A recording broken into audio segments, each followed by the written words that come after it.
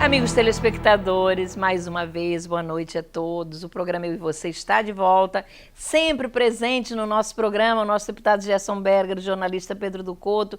Olha, Gerson e Pedro, a semana foi pesada e nós temos aí inúmeros assuntos que vocês irão comentar, claro. Nós hoje vamos abordar um assunto que eu considero da maior importância, que é a questão do racismo, da intolerância, da discriminação, da qual foi vítima a atriz Thaís Araújo. E o povo na rua, como sempre, vai opinar sobre este assunto.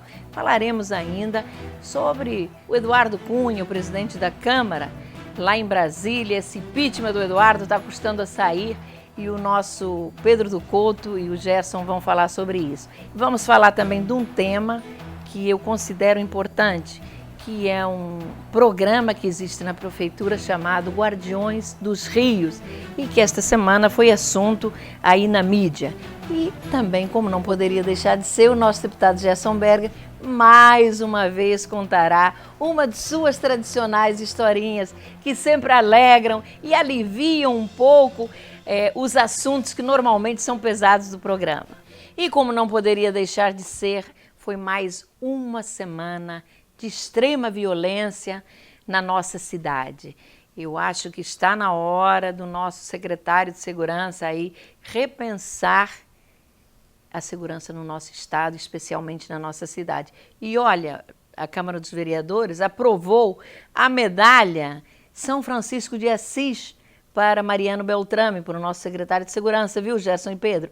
Que São Francisco de Assis ilumine o nosso secretário e que nós, num futuro muito próximo, possamos comemorar uma situação melhor, porque a todo momento nós temos aí balas perdidas, pessoas sendo assassinadas em plena rua, nós temos assaltos a residências. Olha, realmente a coisa está muito feia. E só tende a aumentar depois que a bancada da bala lá em Brasília conseguiu aprovar propostas que discutem e demonstram a falta de compromisso de alguns deputados federais com a segurança e com a paz e a vida dos cidadãos brasileiros. Lamentável que a comissão que trata da questão tenha aprovado um texto que desfigura totalmente o Estatuto do Desarmamento. Nós já falamos aqui no programa sobre esse assunto, mas voltamos a ele, dada a importância. Como é possível que num país que bate recordes de homicídios no mundo, armas possam ser vendidas a maiores de 21 anos e não 25, como era antes? Além disso, vejam bem, não haverá mais a necessidade de revalidar a licença que até agora tornava-se necessária a cada 3 anos, passando no novo texto para 10 anos e também reduzindo a taxa de pagamento inicial do porte de arma, que era de R$ 1.000 e agora será apenas de 300. Até agora, pelo Estatuto do Desarmamento, quem tem antecedentes criminais ou responde a inquérito policial ou mesmo processo criminal não pode comprar uma arma. Irresponsavelmente, pelo novo texto, a bancada da bala flexibilizou e liberou o acesso às armas para quem estiver sob investigação ou mesmo em processo criminal. Existem aqueles que defendem e argumentam que o poder público não oferece ao cidadão a segurança que deveria e, por isso, ele é obrigado a ter uma arma em casa para defender a sua própria família. Esta é uma avaliação totalmente equivocada. Precisamos nos organizar e exigir a proteção das nossas forças de segurança, que está precaríssima, como eu falei no início do programa. Entretanto, ter uma arma em casa ou mesmo andar armado em nada significa solução. Não foram raros os casos em que o indivíduo acabou sendo vítima da sua própria arma. A sociedade precisa se mobilizar, sim, indo para as ruas e enviando mensagens que possam sensibilizar os representantes em Brasília, apelando para que votem não a esse famigerado texto da bancada da bala em Brasília. Querem acrescentar alguma coisa? Olha, minha gente, a famigerada bancada da bala sim, que tem compromisso não com a vida, mas sim com a indústria das armas. Isso está muito claro. Nada mais a acrescentar, Tereza. É isso aí. Olha, essa questão de liberar o acesso às armas é uma calamidade pública total. O Rio de Janeiro, por exemplo, que já vive um clima de guerra civil não declarada, mas que existe de fato, ameaçando a todas as pessoas de bem, vai piorar com a expansão do acesso ao armamento. Só pode piorar, porque o armamento não pode ser usado à torto e à direito, nem como instrumento de defesa. É preciso saber usar. Isso é preciso que a bancada da bala leve em conta. A criminalidade vai aumentar se for liberado o acesso à venda de armamentos. Não é solução. A solução é uma ação mais firme das autoridades competentes. Elas sim é que têm obrigação de garantir a segurança dos cidadãos, principalmente da cidade do Rio de Janeiro, ameaçados noite e dia pela bandidagem. É isso mesmo, Pedro. O que me preocupa muito é que nós estamos menos de um ano dos Jogos Olímpicos e a violência crescendo a cada dia e não vemos nenhum plano de governo que possa conter esta violência. Então, eu acho que está na hora, sim, de se repensar essa questão que é da maior importância para a nossa cidade e que tem que ser vista com muita responsabilidade. Mas, Gerson, nós estávamos falando aqui agora, há pouco, de maus políticos. Para mim, esses deputados da bancada da bala são maus políticos. Você teria uma daquelas suas sensacionais historinhas que nos desse uma luz ou mostrasse o que é um mau político? Tereza, vamos ver se você gosta dessa história.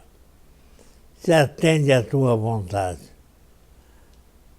Quais são as táticas do galo? Antes de conquistar a galinha, ele promete tudo e diz: bem que eu te darei um lindo vestido colorido, joias. Venha para perto de mim. Entretanto, após a conquista, ele choroso diz que eu perca a minha crista se eu tenho dinheiro para comprar o que te prometi. Qual a moral? O indivíduo, quando é irresponsável e deseja alguma coisa, promete a Deus e a todo mundo tudo. E os ingênuos e tolos se deixam levar pelas promessas, pelas fantasias, pelos sonhos e acabam se dando mal. Essa história se aplica bem à parte do nosso mundo político. Na hora da campanha eleitoral, prometem tudo: emprego, casas e obras que não dependem deles. E o povo já deveria conhecer bem essa ladainha. Acaba acreditando e muitas das vezes votando mal. Antes de votar, pesquise bem. Não acredite em promessas. Conheça principalmente o passado do seu político. É isso aí, minha gente. Tereza, espero que você tenha gostado e o povo também tenha compreendido o significado dessa história. É bom para todo mundo. Muito obrigado pela atenção. Ô Gerson, claro que a historinha atendeu e como atendeu bem. Eu falei, Gerson, que desejava uma historinha que caracterizasse o que era um mau político e você quer um político pior do que esse aí? Como se encaixou na história do Galo o tapeador, que na hora da campanha eleitoral promete tudo e depois se ausenta e não cumpre nada.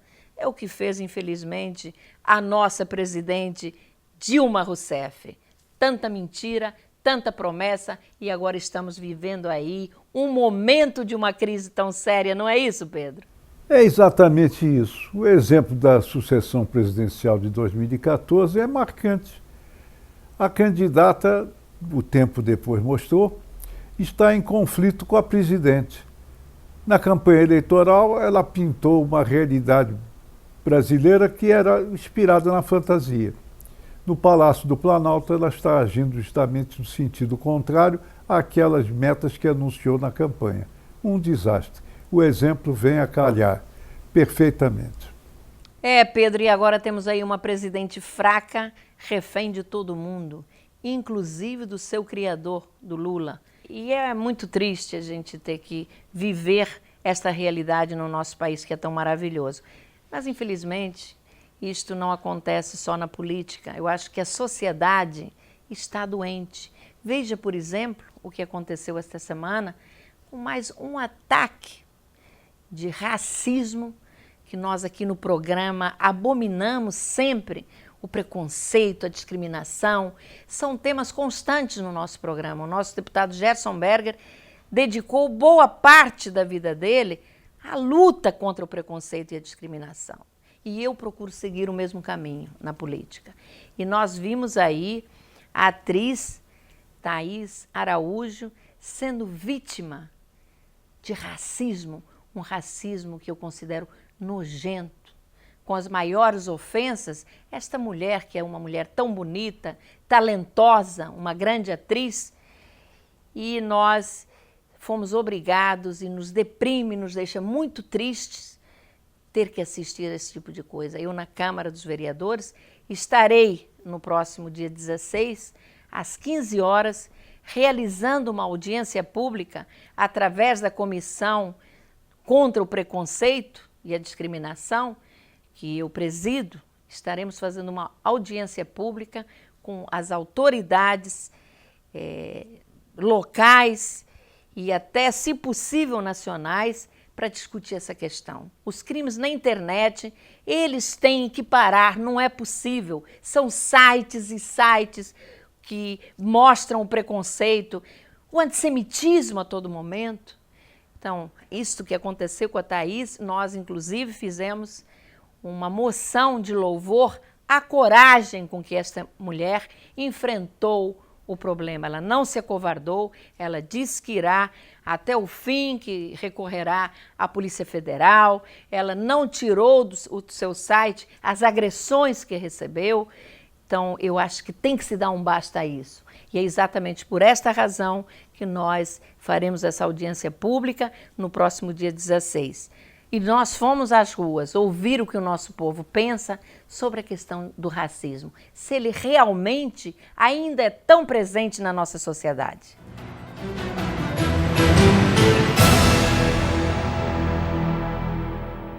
Existe muita miscigenação, né? E realmente o povo, acho que ainda não percebeu que nós temos uma origem voltada para isso, mas acredito que seja racista, sim. Eu acho que é até de uma forma inconsciente. A gente faz isso, eu acho que no dia a dia. Tá? Você está andando na rua à noite, você vê um homem negro e um homem branco na outra calçada, você vai querer atravessar para outra calçada do homem branco, com certeza. Eu acho que inconsciente você faz isso. Basta você abrir a janela da sua casa e você vai ver que a maioria dos negros pobres estão na favela e a maioria da classe média branca está aqui embaixo. Não só do Rio de Janeiro, de todo mundo.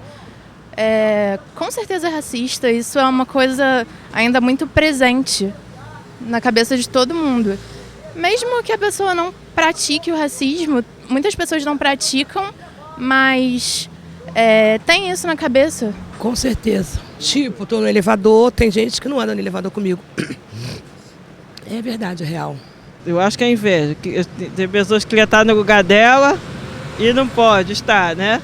Infelizmente, o que aconteceu aí com a atriz, né, da Globo, né, uma coisa que ainda acontece na nossa sociedade, que a gente tem que, né, punir isso aí e reprimir cada vez mais, né? Minha gente, tá aí a voz do nosso povo e como nós podemos observar, praticamente unânime de que existe mesmo racismo ainda no nosso país. É lamentável, é triste, nós vemos isso a cada dia, foi agora com a Thaís, mas bem recentemente com jogadores de futebol. E o que dizer também da xenofobia, né, que ataca todo dia aí os estrangeiros. O que dizer, por exemplo, dos nossos irmãos nordestinos? Eu ouvia de um taxista que a irmã dele até hoje tem dificuldade em se expressar, porque quando vieram para o Rio de Janeiro, todas as vezes que ela se expressava, inclusive na escola, ela era ridicularizada, era chamada de Paraíba, de sei lá o quê, de pau de arara, e isso gerou um trauma enorme nesta moça. Então, são coisas que acontecem no nosso dia a dia e que nós, cidadãos de bem, não podemos permitir. Não interessa que seja apenas com a gente. Não basta que eu vá me defender. Eu tenho que defender todos aqueles que são discriminados. E você que está aí nos assistindo, fazer a mesma coisa. Não permitir sair sempre em defesa e lutar contra a discriminação. Eu vou passar a palavra ao nosso Gerson Berger, ele que sempre foi um lutador incansável, que é um exemplo na defesa de todo cidadão de bem. É verdade. Passei boa parte da minha vida combatendo o preconceito e a intolerância praticados principalmente contra as minorias. Eu pergunto, houve avanços? Claro que sim, mas temos que continuar combatendo com dureza essa estupidez humana. Uma estupidez humana total. E pior, uma estupidez humana que resiste ao passar do tempo. O episódio que atingiu agora a atriz Thaís Araújo não é o único fato que marca esse ciclo. Eu me lembro que em 1963, num concurso de Miss Brasil, houve uma manifestação no Maracanãzinho de racismo contra a candidata do Rio de Janeiro, Vera Lúcia Couto. Houve uma reprovação generalizada, pensou-se que fosse um marco contra o preconceito, mas ele continuou, ele continua, ele agora se reacendeu desabando sobre a imagem da Thaís Araújo, como desabou outro dia, em cima da imagem da Maria Júlia, uma apresentadora da TV Globo do tempo. É uma demonstração de insanidade, uma demonstração de preconceito, uma demonstração vil do comportamento humano. Nós somos todos iguais, somos seres humanos. É assim que temos que ser tratados uns aos outros. Não pode haver discriminação nem manifestação de racismo algum. Trata-se de, como foi dito aqui, de uma estupidez humana absoluta que precisa ser apagada da nossa história. Gerson, muito boa a sua colocação, excelente aí o exemplo do Pedro, e nós nunca podemos esquecer que somos todos filhos do mesmo Deus e existe uma única raça, a raça humana. Mas, minha gente, nós agora vamos passar para um assunto que foi notícia nos jornais da semana e que envolveu o meu gabinete. O meu gabinete fez um levantamento e descobriu que a Secretaria de Meio Ambiente fez um contrato com uma empresa de São Paulo especializada em decoração para levar adiante um programa que se chama Guardião dos Rios. Este programa é usado principalmente em comunidades e ele tem o seu mérito. É um programa antigo, eu acho que da época do prefeito César Maia. Naquela ocasião, isto há 6 ou 8 anos atrás, o programa tinha um custo de aproximadamente 500 a 600 mil reais anuais. Pois bem, o nosso prefeito Eduardo Paes agora fez um novo contrato com uma empresa paulista, uma empresa especializada em decoração que vai ser responsável por um projeto ambiental que é da maior importância e com um custo, minha gente, mensal de mais de R$500 mil. Um absurdo. Imaginem uma empresa especializada em decoração levando adiante esse projeto. Um projeto que precisa, acima de tudo, ser avaliado por engenheiros, por técnicos ambientais que vão realmente dar as diretrizes do que deve ser feito naquele rio pelos trabalhadores contratados. Olha, é estarrecedor ver tanto dinheiro público sendo jogado no ralo. Uma vergonha, você não acha, Pedro? O prefeito Eduardo Paes tem que explicar à sociedade qual a razão de ter contratado uma empresa especializada em decoração para a limpeza dos rios da cidade. Não faz sentido esta situação. Não faz sentido o valor também do contrato. É preciso que ele traduza o que ele achou de importante nessa empresa contratada, qual a razão que o levou a contratar a empresa especializada em decoração. Porque decorar os rios, meus amigos, minhas amigas, é impossível. É isso, Pedro, muito boa. Decorar os rios é impossível. Mas o meu gabinete, nós já entramos com requerimento de informações, nós queremos o contrato de licitação, já entramos também junto ao Tribunal de Contas para que faça uma inspeção desses contratos, porque assim não é possível. Mas vamos avançar e ainda falar da política nacional. E nós vemos aí o Eduardo Cunha ganhando tempo, fala-se muito em seu impeachment. O que vai acontecer, na verdade, com o Eduardo Cunha? Porque ele disse que não sai. Ele foi eleito para um período de 2 anos e não sai, vai continuar presidente da Câmara. E, pelo que eu entendo, só mesmo ele renunciando. Para renunciar, se ele diz que não vai renunciar, como é que fica? Enquanto ele for deputado, ele continua presidente da Câmara, a não ser que a Câmara, lá através do Conselho de Ética, resolva cassar o seu mandato. Não é isso, Pedro? A situação do deputado Eduardo Cunha se complica cada vez mais a cada dia que passa. Na quinta-feira, por exemplo, ele foi primeira página dos 3 principais jornais do país, na cena em que um popular lançou sobre ele notas falsas de dólar com a sua imagem, como um sinal de protesto contra as contas que ele disse que não possuía, mas que possui no exterior. Ele faltou com a verdade, isso ficou claro, e ele mesmo reconheceu, tanto é que passou a discutir a hipótese de aceitar a existência das contas, mas não na pessoa dele, e sim em empresas que seriam controladas por pessoas ligadas a ele. Isso é um absurdo completo. Eduardo Cunha perdeu a condição política e ética de permanecer na presidência da Câmara dos Deputados. Não é possível o presidente da Câmara dos Deputados ser flagrado e exposto, tudo faltado com a verdade publicamente por várias vezes ao negar a existência das contas que o próprio Ministério Público da Suíça confirma. O mandato dele como deputado corre o risco de ser cassado por decisão do Supremo Tribunal Federal no processo que certamente vai abrir contra ele, acolhendo a denúncia do Procurador-Geral da República. Mas antes da questão do mandato dele como deputado ser colocado em xeque está a sua situação moral de continuar na presidência de uma casa do Congresso que ele próprio desrespeitou, mentindo abertamente.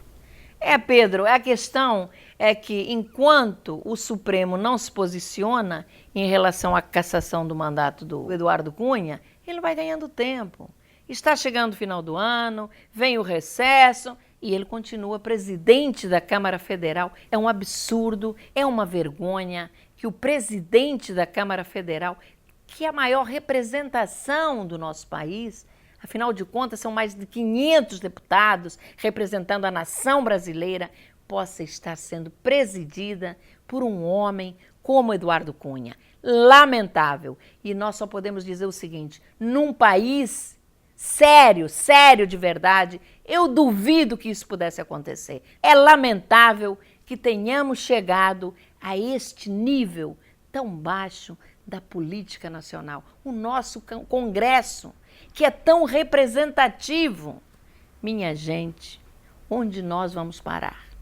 Chegamos ao final do nosso programa, minha gente querida. Eu agradeço imensamente a participação do nosso deputado Gerson Berger, brilhante aí com sua historinha, com seus posicionamentos. O nosso querido jornalista Pedro do Couto, sempre tão firme em suas posições. E a você, amigo telespectador, o nosso carinho muito especial. Você que ficou até esta hora da noite nos assistindo, nos dando o prazer da sua audiência. Temos um encontro marcado no próximo sábado, às 11h30 da noite, aqui na CNT. Tenha uma excelente semana e agora um bom descanso. Até sábado, às 11h30 da noite.